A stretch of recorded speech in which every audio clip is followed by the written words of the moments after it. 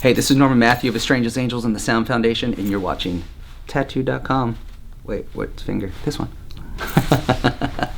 We are live at the Sound Foundation with the founder of the Sound Foundation, Norman. What's up? How you guys doing? Looking forward to this. I am very excited about this because this building and this room does a lot for people that are in music. It helps them pursue their dreams and their talents. And would you even take somebody that is less talented like me? I think I asked you that before. Absolutely. In a heartbeat. Because I read your sign out front that said if you have music in your heart, but somewhere between my heart and my hands. You know that goes hand in hand, kind of like with the faith stuff, right? Yeah, it's not how good you are at it. It's just that you're doing it, right? It's half the battle. Everyone's got a message inside them somewhere. Oh, I'm all about Whatever getting my it may be. messages out. I just don't think you want me to express them musically. No, I could give you I'm a down. badass rendition of, I do the ABCs pretty There's good. got to be something you can do, musical, and I will find it. You have it on record. Oh, this is good because this is a quest. I have done a lot of challenges before. I have tried this and one failed, on. but this one, dude, A you're gonna face triangle, a plant. tambourine, a wood block, something. We're going to find it. We'll check back in and see where Mel goes with that. There you go. But we are actually here for a very exciting purpose. Yes. I am so sick of hearing negative things in the world, and I think you are too. Oh my God, yes. And you are the kind of person that when you're around, you exude a spirit of positivity, faith, whether Thank you you. know it or not. You're just a giving person, and you've overcome so much. So Thank you. that's in family, music, and everything. Right. But what I find Life. so adorable about you is when you look up your page, unlike other musician rock stars where it's a lot about ego, yours is all about your little guy. My little boo-boo is everything. I tell everyone all the time, that little boy saved my life. My son saved my life. I don't feel that I was on a bad path. He was just a beacon of hope. Does that make sense? So even when there was going to be, a tide coming, it was still, it's all about my little boy.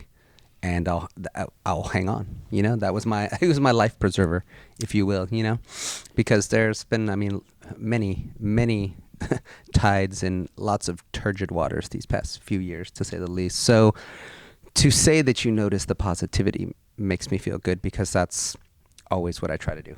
Well, I don't think dads get enough credit in the world, and good dads. Oh, thank you. And I watch yours in. You're running around in onesies and in WWE rings. We love onesies. But meanwhile, you have, like 30 posts down when you really dig deep. You have, oh, yeah, by the way, I worked on my new album today. I'm charting. Right. But that's like below your dinosaur onesie pajama day party. Absolutely. Because that's more important, because to me, those are the reasons you do the things you do, to have the moments that you have, right? Like I have always been very independent as a thinker, very independent as a business person. I wanted to start my own business, not because I wanted to be a mogul and have money, but so that I could be flexible. And if my son has soccer, I'll be there, and I don't have to worry about answering to a boss about what time. I can't make my son's game, those types of things, right? To share my love of music with him. He comes to the studio and to work with me now, and he takes lessons with Johnny from Typo, which is awesome. And they just jam out on drums, and which I nerd out on, by the way, because I grew up on Typo Negative. So to see Johnny teaching Dexter is like the coolest thing ever, right? But it's just the music stuff is great, and I'm always so very thankful that I have the chance to do it, but it's changed a lot for me over the years. To me, it's more about using the music and the talent that I was given as a vessel for a lot of people, as a message for a lot of people, being a voice for people that don't have that kind of voice, that don't have that sort of talent, but they're floundering in their own world and trying to figure things out. So it's important, but it's important for different reasons. It's not important to be famous. It's not important to make a lot of money. It's not important to be a rock star. It's important to touch some lives, I guess, with the skill set that I have, right? Like if I could build houses, I would build houses for people that don't, but my thing is I can create. So that's why it's there, and it's important, but it's not nearly as important as fatherhood. See, that I believe reflects in your music, because back in the day when you were in a harder band and Right. everything was hard and heavy, I think you had to prove a lot of your critics wrong because you've stripped down a little bit softer, and I think it's harder for a person to be We did. acoustic and soft and Yeah. more raw and real.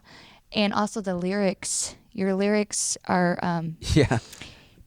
painfully and soulfully both painful but also very hopeful at the same time. They're painful because they're truth. Right. You Yeah. can see truth in them. A lot of people can relate to the stories of them, Right.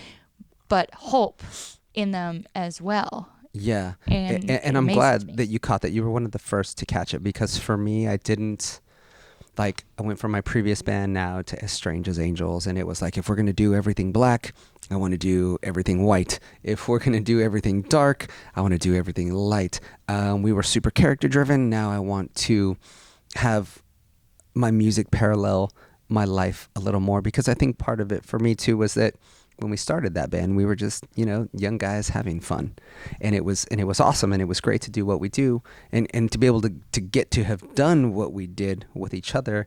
I still love those guys to death, but for me, it was like my heart was in a different place, right? My mind was in a different place.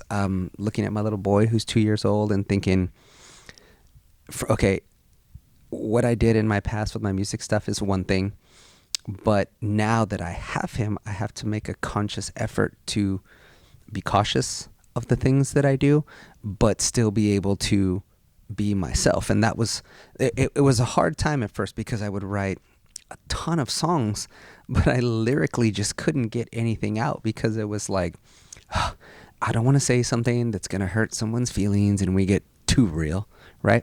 I don't want to write, stories, because then it's like, well, then I'm not being really real with it. I don't want to write about, let's say, my everyday life, because it was like, well, if I write about my everyday life, it's pretty boring. I take my son to school, I pick him up, I do laundry. It's not rock star at all, right? So I'm like, what do you write about? And at the same time, I was struggling with my own faith, my own, what does it all mean? Universe, what do you want from me? Why are you putting me through the things that you're putting me through? And there's people out there that are through worse, but in my world, these things were like cosmic shifts. Like, this was the life in the world that I know, right? Because people say, well, people have it worse. And I'm like, yeah, but some people that have it worse, do they even know that they have it worse? Because you base it on your own reality, right? Just like when you hear rich people problems, oh my God, I only have, 2 benzos working this week or something. I don't know, you know what I mean? Whatever it is. But to them, that I'm like, you can't discount that, because that might be their reality. So my reality was this cosmic shift in my life, and seismic. And I would, Dexter would go to school, and I would just like literally argue with myself probably like all day, like cry, let it all loose, cry in pillows, be mad, do a lot of working out, which that helped. Just a lot of endless running, because it was like I had nowhere to go, I had nowhere to be, and I had nothing to do until I picked him up. And it was also like, when you're trying to find those answers, you want to get there, and you want to get there now, right? Like, I want to know now. Like, I want to be struck with lightning or hit with a brick or eat my cereal and be like, the answer's in my cereal. You know what I mean? And the whole searching thing is just so difficult. And that's where the lyrics came out, because it started as questioning. It started as, what am I supposed to do with what I have? What am I supposed to do with the situation that I'm in? What is the message that you're sending me that I'm not hearing? And is this one of those weird, like, almost blessings that they feel like a curse, but you can turn them into a blessing?